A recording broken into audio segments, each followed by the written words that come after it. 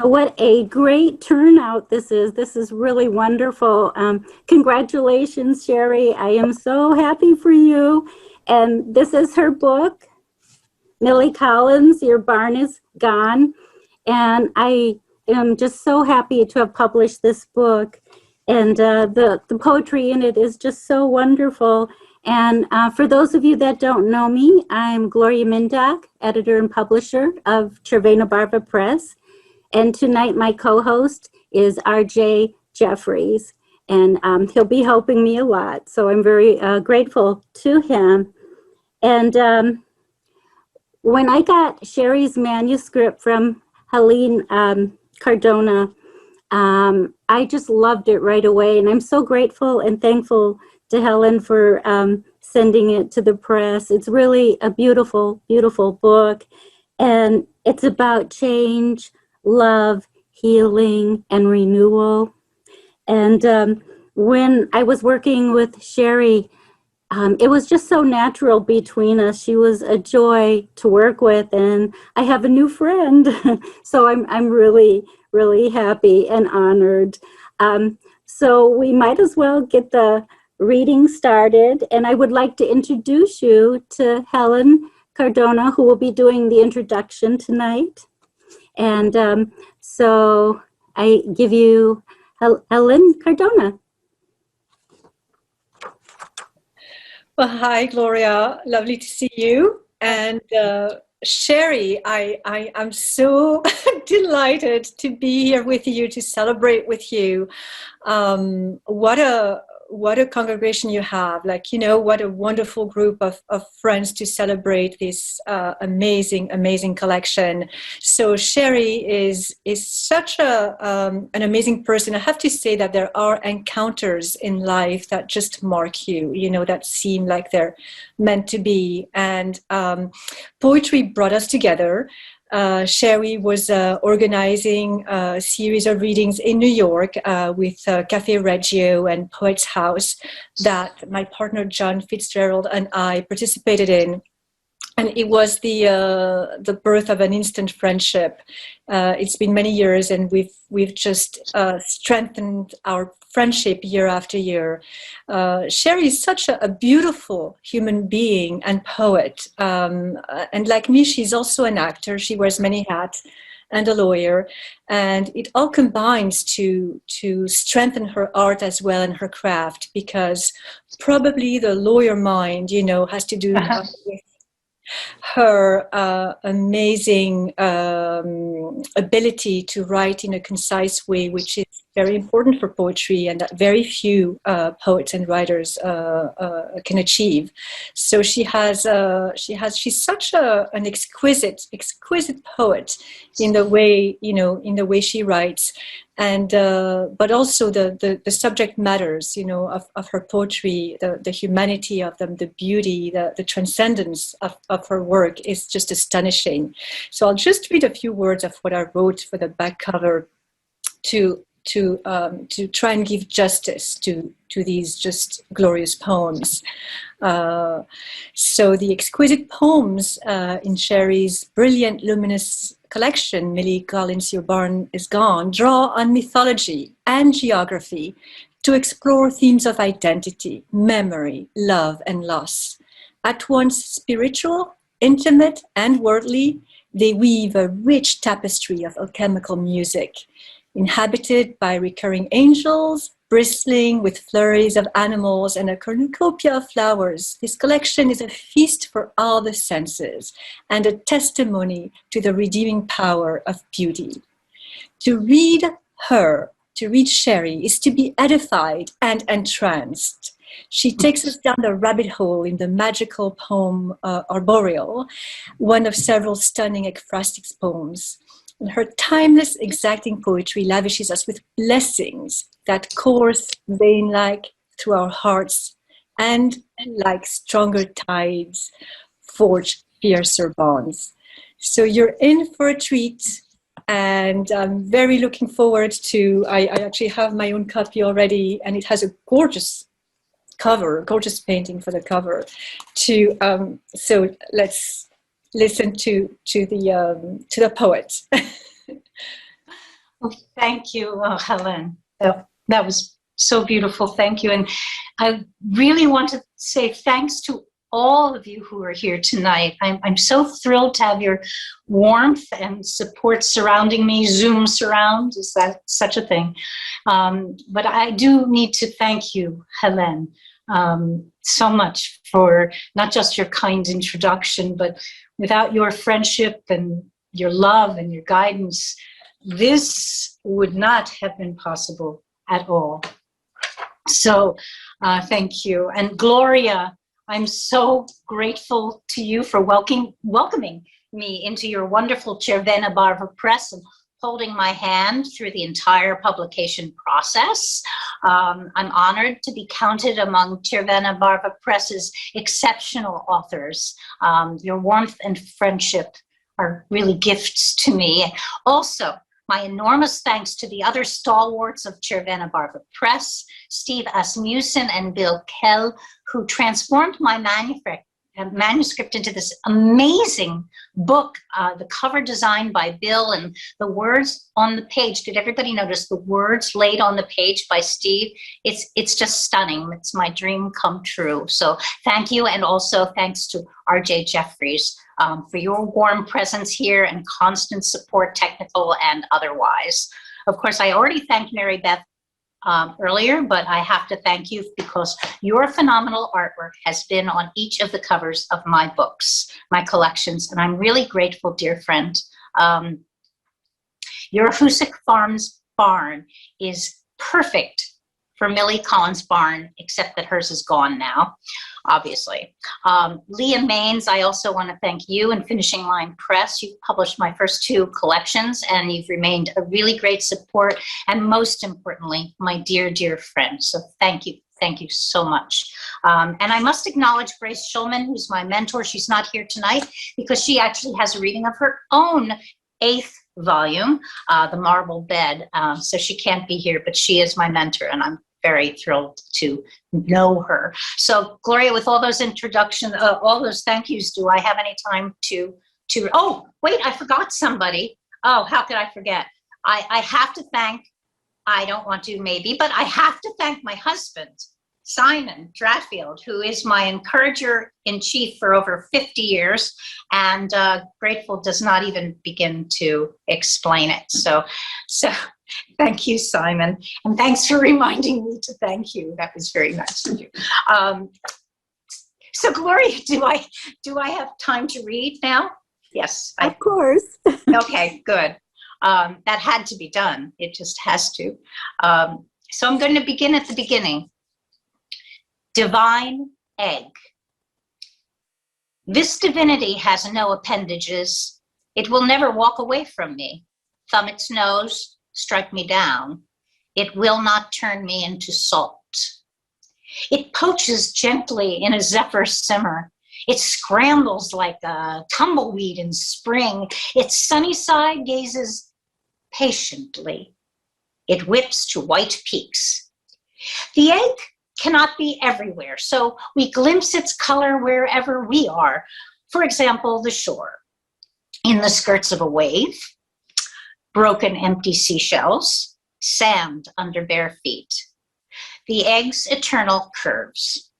The pregnant belly, the Buddha belly. The open mouth, the blown bubble, the earth, the stone I placed on my mother's grave yesterday, my daughter's head in the moment of her birth, each tear shed when I die, the ajuki bean, the egg's shell comforts, no sharp edges, no beginning, no end. Within the egg, new life. The next 2 poems I'm going to read are ekphrastic poems. They're inspired by paintings that I have seen in Venice, Italy, a beloved place where I return again and again. The first one is called Arboreal, which you've heard about from Helen. It's after a painting called Behind the Mirror, 1937, oil and sand on canvas. Oh, I forgot the page number, page 16. Oops. Oil and Canvas and Sand on Canvas by Rita Kern Larson, who was one of the only women surrealist painters to achieve acclaim. She depicted women many times as tree-like figures, arboreal. It has been years since I wore high heels.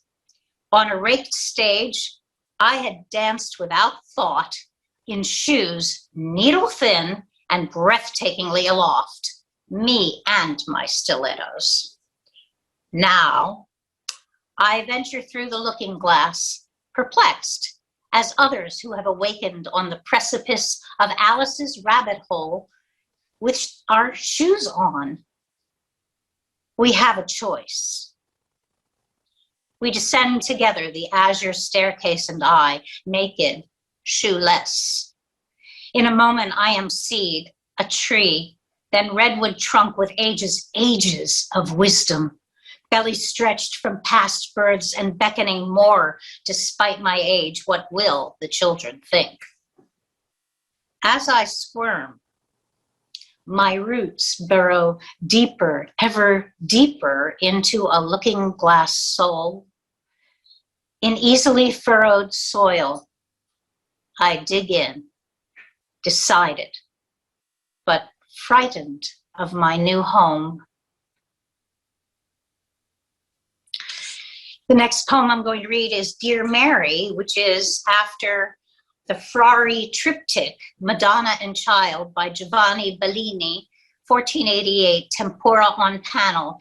It's in Santa Maria de Frari Church, Basilica in Venice. It's a beautiful basilica in the sacristy in Venice, Italy. This poem is a sonnet, and this poem is dedicated to the Black and brown youth of today who have been lynched by the police and other figures of authority. My son is brown, and he was first frisked when he was 8 years old. Dear Mary, with heavy lids, did your eyes dart away and strain against a blood-stained second sight? Flick back dark thoughts from your son's straw birthright. Unfeel his heartbeats where your fingers lay. Did you sit still, inhale his baby scent, enfold his fleshy ribs you loved too much, those fleeting moments of a mother's touch, and sense a creeping dread that won't relent? Did you turn giddy too at your son's birth, then, when menaced by those in royal blue, dismiss the sacrifice you saw, felt, knew? Slain son, strangling sobs, dark puddles, dank earth. Your chest, like mine, heaved in surrendered breath. Tell me, will my boy be spared early death?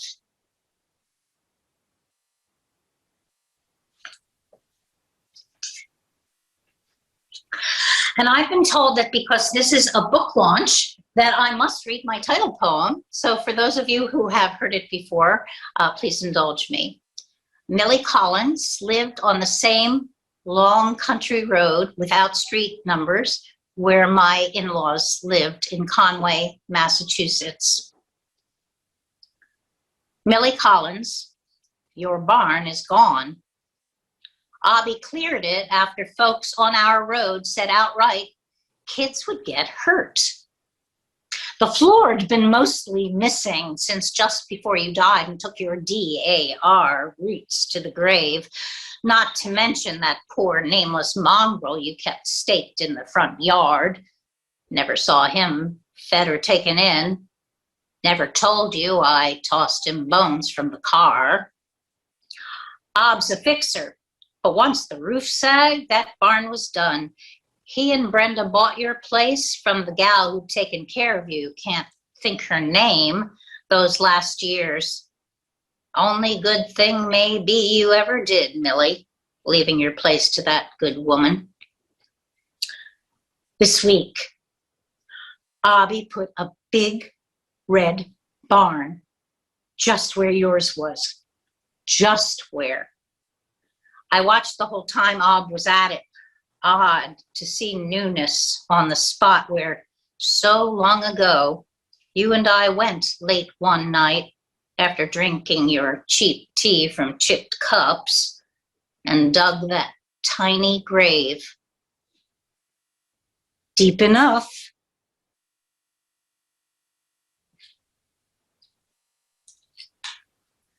I'm sorry, I'm kind of spotty on giving you page numbers, aren't I? The next poem we're going to read is on page 31. I'll try to do better. Speaking of my in-laws, this book is dedicated to Herb and Cyril Dratfield, the memory of Herb and Cyril Dratfield. They died within 2 weeks of each other, and they were 93 and 96 years old. They died at home. I was in Venice just shortly after they passed away. And I was on the beach in Lido, where you might know that Death in Venice was written and took place. On the Lido. Oh, and this is a sestina. It is a poem that has 6 verses, 6 stanzas with 6 lines in each stanza. The first stanza, each end word in each one of those 6 lines is repeated throughout the other 5 stanzas as end words in different orders. And then there's a tacked onto the end is a 3-line stanza, a tercet, where all 6 words are dumped in. So, and I like that. So there are 3 of them in 3 sestinas in this book. On the Lido. The bridge is broken. An arc. This bridge led the bathers to the sea. I preferred the direct route, feet through sand. I preferred the palm tree, stunted though it was, to the crescent looming in white steel. It will be fixed. They've cleared broken parts. We keep vigil before she departs. Her breath is broken. Each time, count 20 of no breath. Steel ourselves each time for more counting. Each time, see, she gasps, breathes, grips a hand, grasps onto what was. The tide takes every castle of sand. Broken shells underfoot, buried in sand, remain. Without pulp of life, these parts persist. They buoy steps, they speak in crunch. What was transforms, still broken. They gird us for our own path toward the sea. Look, cars made of shells and sand, not steel. She was cold of valor, he of steel. They chose the trees and hills, rich soil, not sand. He said, I hate the shore. She missed the sea. Where's the steel? Today, all the parts gone. I trace broken pieces in my mind, rebuild the bridge that was. Mom's quartz lamp, their new wine glass, his heart, each was whole, broke. I carry shards with me, steel glimpses, blurred, broken snapshots of what was. Particles of sand, moistened, dripped, create a castle. Parts merge. I watch children splashing in the sea. With both gone, I grapple with the sea. Why is it calm, lulling? His last breath sound, a wave lapping shore. It departs silently, this wave's end. No more steel, I was wrong. It will not be fixed, just sand. Nothing is broken. The sun departs, crouches in clouds. The sea rises, rages, swallows the sand, submerges steel. The bridge was broken.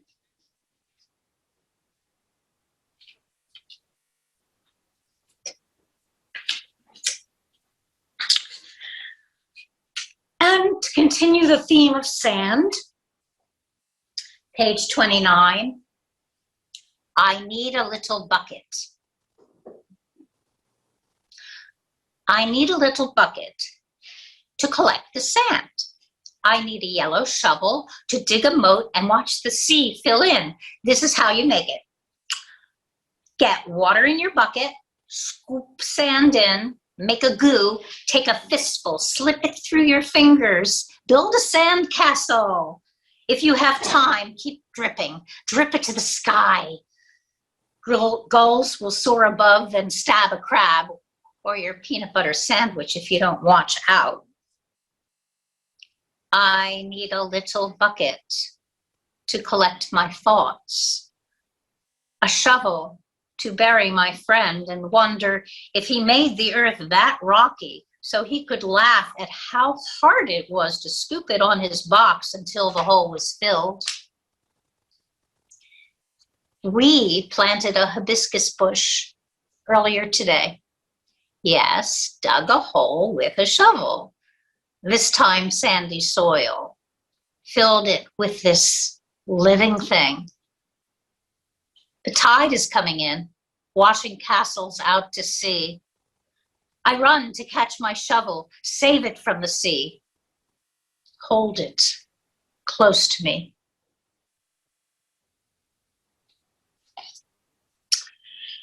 And now we're moving right along from sand to rich soil. Endive doesn't taste as expected.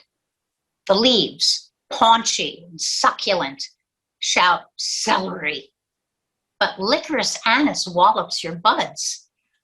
Add oil and mustard, and there's a meal. I feel that way about you. Don't take offense. Vegetables are basic life.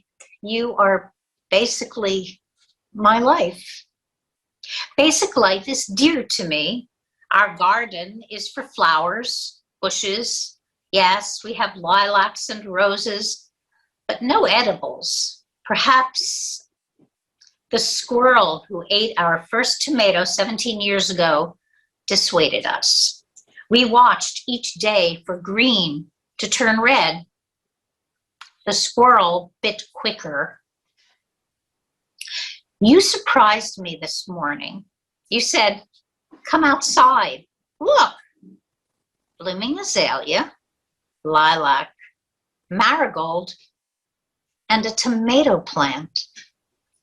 We try again.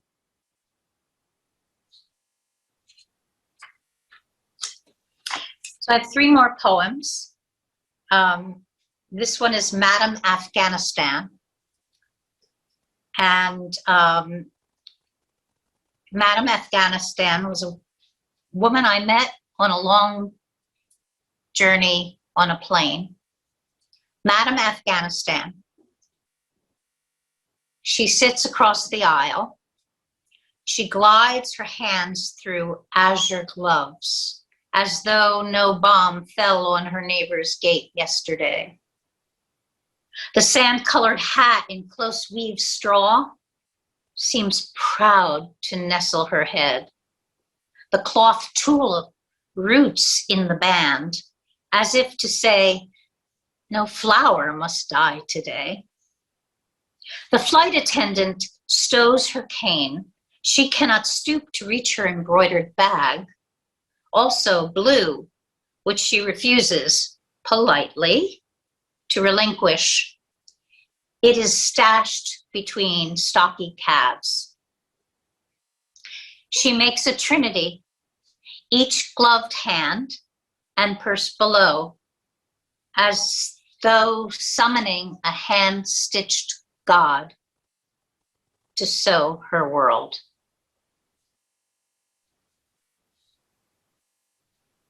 Well, that was on page 77. I'm not very good at the pages, or am I? And I didn't really have this poem in the run for tonight, except that the woman to whom it is dedicated is here. It is for Rabbi Sharon Kleinbaum. It's called Hallelujah, and it It's after a protest of our synagogue, the largest LGBT synagogue in the world, Congregation Beit Simchat Torah, which was protested by the Westboro Baptist Church, which is not Baptist at all. It's a hate group. Julia Larkin chose this as a finalist in the Rains Poetry Competition. Hallelujah for you, Rabbi. A boy stood back to the Hudson, a noose around his neck. Young, 9 or so, he hugged his heavy sign, fingers cramped with fervor of clutching each side of this sign that clung to him and hung him as he watched, unflinching. Bitch burger, it said in thick, bold black, atop a baby in a bun. Hold it high, young man. Hang it high, my son. Look devils in the eye. The big man, 10 signs tall, loomed near, rooted to the gravel that may bear the corpse of his son's soul if it comes thrashing down, as it may, strangled by cords of hate. We flow behind her, hallelujah, her rainbow trident held aloft toward the Hudson, hallelujah, the banter unheard, hallelujah, beyond the barricade.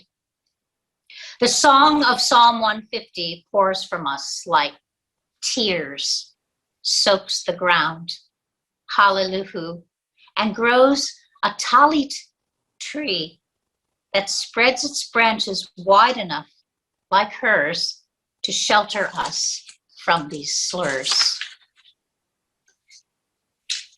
We face hate, hallelujah, with her clear, undaunted eyes.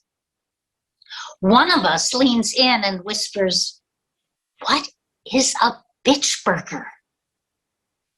I shrug as our reprise resonates, hallelujah, in a sapphire sky, hallelujah.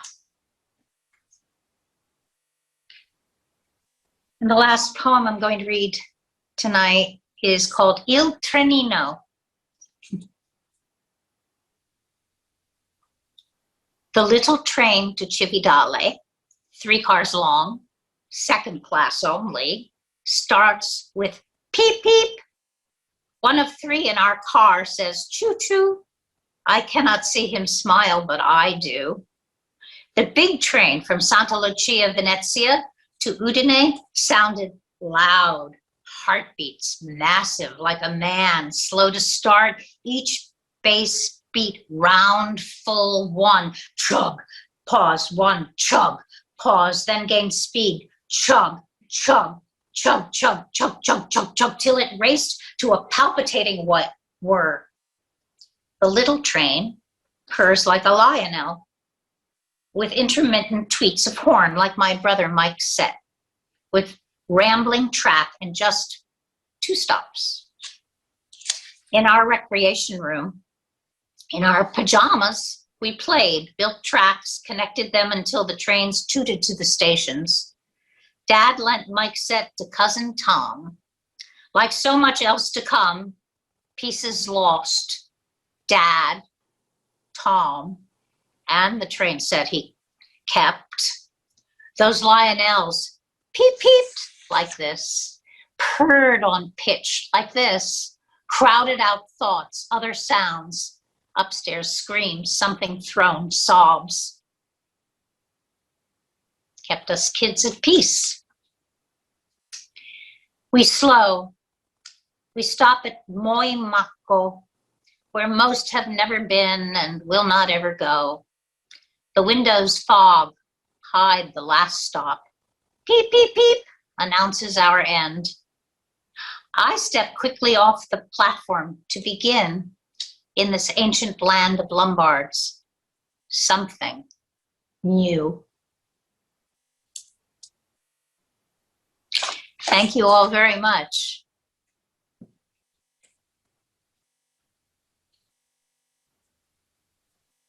Is everybody still here? I am. We are.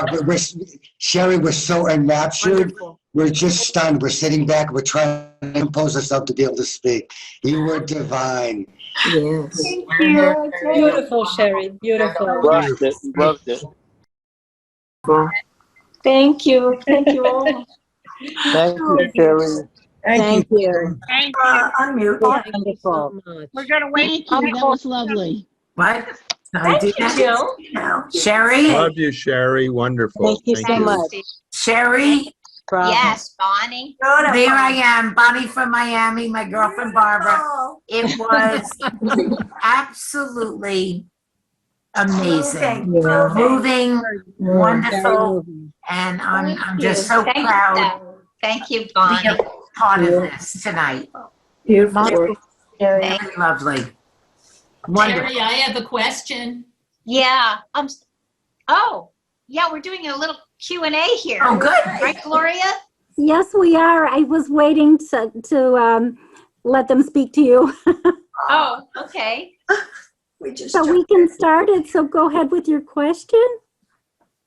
Well, Question? first of all, it goes without saying, maybe, how wonderful the poems are, how much they're touching and brilliant and give a totally different perspective on things that we just sort of pass by every day and don't really think about that deeply.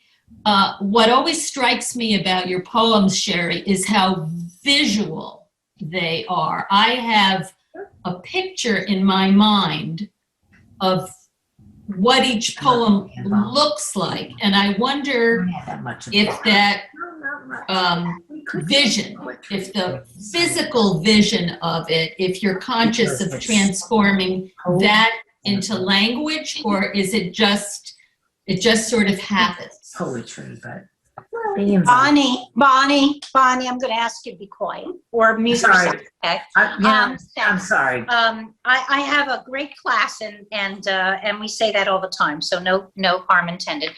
So I don't know, Susan. I'm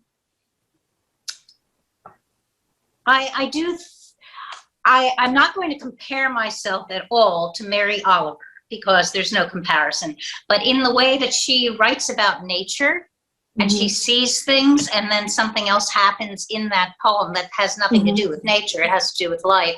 I do write a lot about nature. I do think visually, even though I'm not a visual person generally. But I don't really graft anything over it. I just take the natural, whatever it is I'm seeing, and write down what that means to me.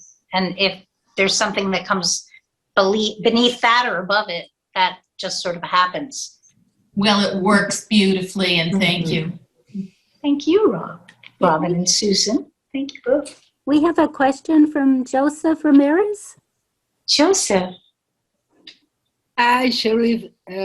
Congratulations. Thank you for inviting me here. It's really funny because this is my writing break. I have my own little writing project in the back of my desktop.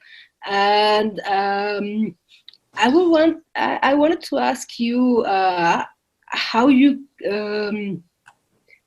defeat the imposter syndrome that we all get when we start writing, and how you get the courage to actually put it out there. Oh, well, I think the best thing that can be done is to forget about, inspiration and just sit down and write. And if you look at people don't look at their pens anymore because people don't have pens, but if you look at your pen and that's the only thing on your desk and that's the only thing you can think about, you just write about the pen. You just start writing. So I suggest that you sit and not worry about writing, but just don't worry about anything. But I suggest you just see what comes to mind, even if you weren't going to be writing. Say you were taking a walk, you weren't thinking about writing, and you saw a very pretty crocus. You saw a very pretty flower. Then focus on that and write something, anything, color, whatever comes to you, and then something else will come. Thank you. Does that answer your question? It helps. It's one answer of many, right? Right. Okay, our next question is from Leah Maines. Leah. Yes. Can you hear me? Yes. Sherri, I just was so moved by your poem, Hallelujah. I mean, it literally almost brought me to tears. It's so beautiful and so powerful on so many different levels. But I did have the question, did you ever get this answered? What is a bitch burger? Because that was a great line in there to break up the tension that, it almost brought me to tears. And then, of course, we're all wondering, what is a bitch burger? It was perfect. It's the perfect line in that poem. And I still don't know what a bitch burger is. So. I did get the answer to that. And I'm not sure I remember it. I guess it's us, Jewish ladies, huh? We're bitch burgers. I have no idea. No. I think it has to do with a lesbian. There's something about being lesbian in there, a bitch burger. But I really don't remember what it is. Rabbi Kleinbaum, are you there?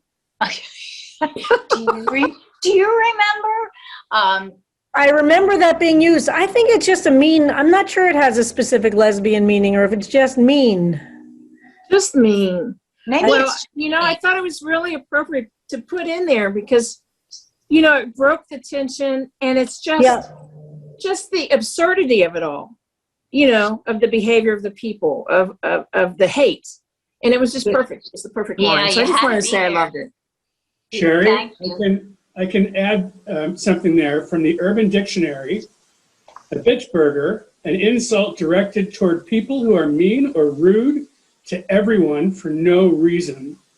Someone you want to smush into a burger and fry them up nice and good. Bitch burger. Wow. That's smart. You're welcome, Sherri. Wow.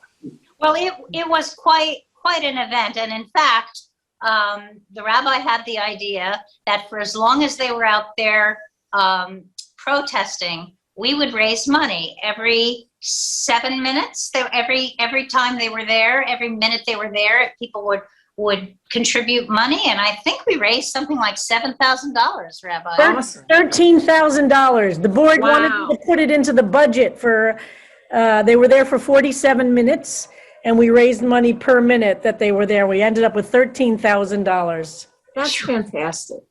That's awesome. Well, thank you for answering that, Sherri. I love that poem. It's beautiful. Among others. Thank you. It's a great book. Thank you, Leah.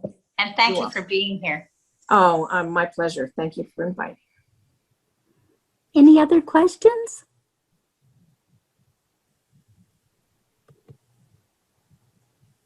Can I make? I have an observation. This is a question that this question that I've asked a lot of my interviewees that are practice law as well.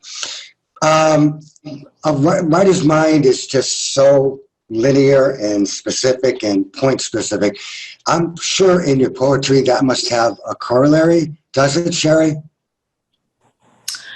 Well, I don't think there's anything about my mind that's linear, RJ. I'm talking about the way you lay out a poem line by line. Oh, yes. Well, yes. And in fact, in terms of poetry, there are many poets who are totally nonlinear, and my poems really are rather linear. They're logical. And even if a stanza goes off somewhere totally else, you can sort of follow the thread. So yes, in that way, I do follow a linear path, even though I'm trying not to control it. And when I first started writing poetry, I was so linear, and I only wrote in forms, and I was very tight, and I've hopefully loosened up a little bit since then. Most certainly. Thank you so much again. A wonderful reading. Thank you. Peter Klein had a question or an observation or something. Observation. 3 sestinas? I mean, that's as formal as you can get. Magnificent. No. One is actually a double sestina. It's a double sestina. Yeah. So it's amazing. I don't know if anybody knows how difficult they are to write, but they are the pinnacle. Anyway, one comment. Yes. Years ago, I had a member of my restaurant staff who was an emerging painter. And it was when MoMA launched their first Picasso retrospective. And she came back and I asked her, did you feel intimidated? And she said, no, I couldn't wait to get back to the canvas. And after hearing you, all I want to do is get back to my keyboard and just write all night. Thank you so much for all of that inspiration. Wow. Well, I will tell you, Peter, that a couple of people who know my poetry had wanted me to read Peeling Black, which is, of course, about Venice, which is my double sestina. But my husband, Simon and I timed it 6 minutes and 30 seconds to read one poem. So not tonight. Sherri, hi. This is Don, Lynn's friend. Hi. Nice to meet you, Don. Nice to meet you. This is a question to you and your publisher. How do we buy your book? Okay, I can answer that. I figured you could, yes. Yes. You can buy it from Sherri or from Cervena Barva Press at www.thelostbookshelf.com.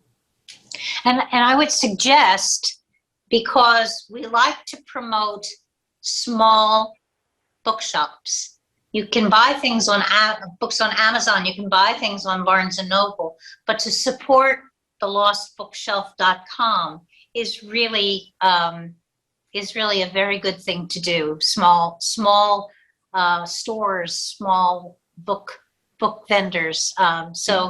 Thelostbookshelf.com would be a great way to buy the book. Thank you. Thank you, Sherri. And we have one last question. It's by Ira. Ira, who is a master of haiku. Thank you, Sherri. And Kol HaKavod, the poems are beautiful, truly beautiful. I was just curious as to, you mentioned Mary Oliver.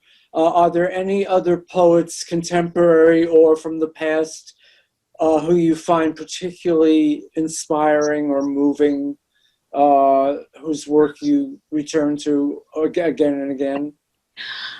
There are many. I have bookshelves full of them, but I will say that one poet in particular I read a lot, and that's Elizabeth Bishop, who also liked to write sestinas. And also there is a poet, she's my mentor. She won the Frost Award for Lifetime Achievement and was just recently invited to become a member of the American Academy of Arts and Letters. Grace Schulman is an incredible poet. She's breathtaking, and her name is Grace Schulman, and she started the Underberg Poetry Center at 92nd Street Y. She was the poetry editor of The Nation. She's just a very humble person and a brilliant poet. So those are two, and Helene Cardona is a phenomenal poet. She writes in how many languages, Helene? You write in English, Catalonian, French, Italian, Greek. She's just a brilliant poet. So I can plug her as well.